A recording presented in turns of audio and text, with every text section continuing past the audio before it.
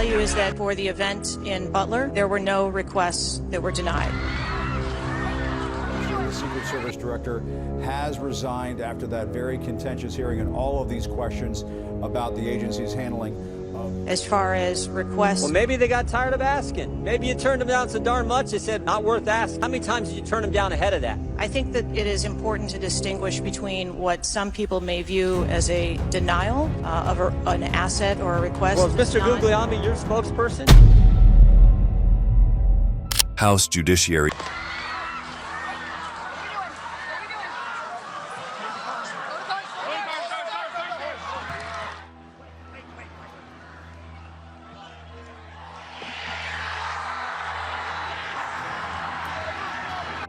In a tense moment, Crooks managed to graze Trump's ear with a shot, but Trump's quick movement saved him from serious harm. Secret Service agents immediately responded, fatally shooting Crooks. Authorities quickly jumped into action to uncover everything about the shooter and his motives. Weeks later, stunning details began to surface. FBI Director Christopher Wray appeared in court to testify about the investigation into the assassination attempt on Trump, revealing even more shocking information. Initially, many believed it was the work of a lone wolf or a small group of extremists. However, FBI Director Christopher Wray recently revealed that the plot might be far more intricate than anyone imagined. In a surprising disclosure, Wray hinted that the assassination attempt could involve a sophisticated network of individuals with possible connections to foreign governments. Although he didn't name specific individuals, he suggested that foreign intelligence agencies might be involved. That was just a horrible coincidence. But what we are being told is that intelligence came in recent weeks about a potential Iranian plot to assassinate Donald Trump. And that's over Trump's ordering the killing of Qasem Soleimani, that Iranian general, head of the Quds Force back in 2020. Very controversial move. The Iranian government was furious about that. Before the attack at Trump's rally in Butler, Pennsylvania, the FBI and Secret Service had already received a threat on Trump's life from Iran. This revelation has added a new layer of complexity to the investigation, raising questions about the true masterminds behind the plot. Recently, U.S. officials uncovered an Iranian plot to assassinate former President Donald Trump. Has been charged in a plot to carry out political assassinations on U.S. soil, according to the Justice Department on Tuesday, and disclosing what officials say is the latest murder-for-hire plot to target American public figures. Thomas Crooks. He graduated from Bethel Park High School in 2022. He seemed to have little social media presence or record of political activism. While it's unclear if Crooks was directly involved in these Iranian threats, since no links have been found between him and any accomplices, foreign or domestic, his actions raise many questions. Interestingly, Crooks was known to be a Republican and conservative, just like Trump. Ideally, he shouldn't have targeted Trump. However, his online activities painted a different picture. A drone that the shooter appears to have used. It's being exploited and analyzed by the FBI lab. The drone was recovered in his vehicle. So at the time of the shooting, the drone was in his vehicle. 3:50 p.m., 4 o'clock in that window on the day of the shooting, that the shooter was flying the drone around the area for about 11 minutes. I want to be clear, but when I say the area, not over the stage and that part of the area itself, but I would say about 200 yards, give or take, away from that. We think, but we do not know. So again, this is one of these things that's qualified because of our ongoing review, that he was live streaming. The FBI director revealed that Crooks used 3 encrypted platforms in Germany, Belgium, and New Zealand, making accessing certain information challenging for the agency. The FBI director's revelations about the assassination attempt have caused a significant stir. Leaders from both parties are demanding swift action and accountability. New laws are pushed to boost national security and prevent future attacks on public officials. Security has been ramped up for critical figures like Trump, Biden, Harris, and even Robert F. Kennedy Jr. While some think Crooks just wanted to kill without a specific target, others believe Trump was an easy mark due to his high visibility and bid for another term. The urgency to address these threats is palpable. The FBI director's revelation has also pointed fingers at the Iranian government, leading to doubled security for Trump and other former high-level officials, like Mike Pompeo and Brian Hook. These measures come after credible threats from Iran following Soleimani's assassination. So, what's next? The investigation is far from over. Expect more court hearings, testimonies, and possibly indictments as authorities work to bring those responsible to justice. This revelation has opened a Pandora's box of questions, and more shocking details may emerge as the investigation progresses. Take a look at what happened.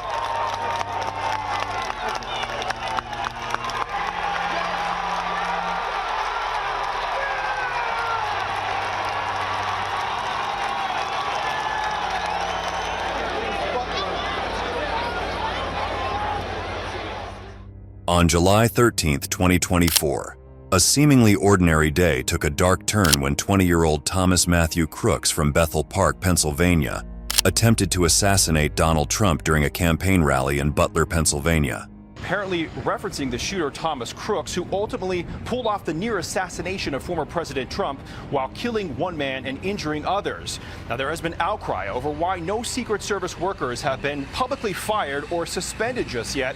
Here on the ground, I spoke with Republican Congressman Mike Kelly. This is his district in Western Pennsylvania, and he's on the special task. Crooks, who lived about 43 miles from Butler, had no criminal record and was described by those who knew him as intelligent but a bit of a loner.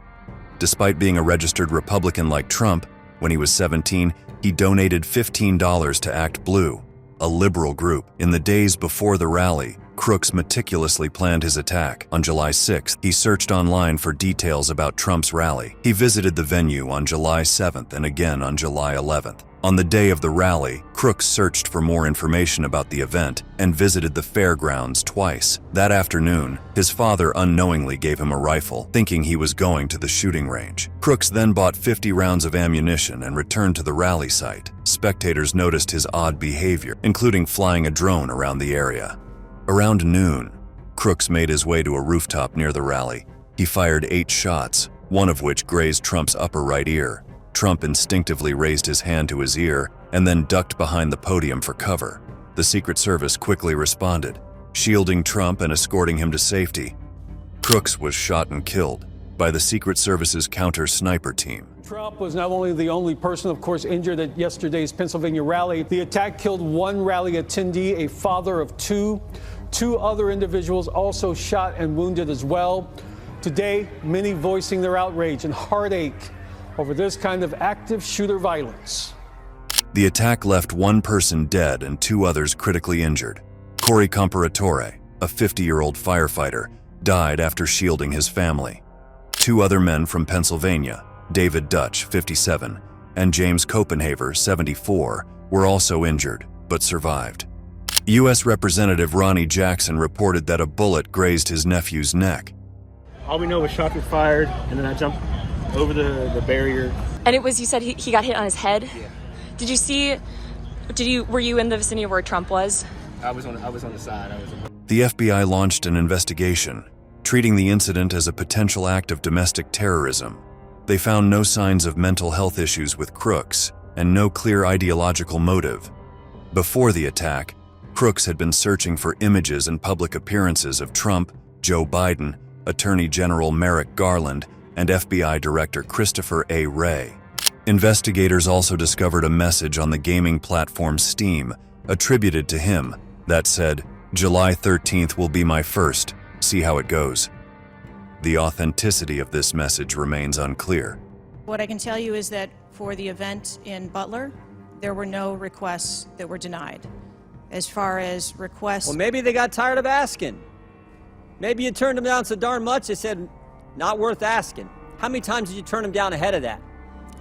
I think that it is important to distinguish between what some people may view as a denial of an asset or a request. Well, as Mr. Guglielmi, your spokesperson, said he acknowledged the Secret Service had turned down some requests. I'm asking how many? The Secret Service, especially its director, Kimberly Cheadle, faced intense criticism for not securing the rooftop from which Crooks launched his attack. Lawmakers from both parties voiced concerns about the perceived lapses that left Trump vulnerable. Adding to the controversy, the Secret Service admitted to denying the Trump campaign's requests for additional security over the past 2 years. We love you, Trump.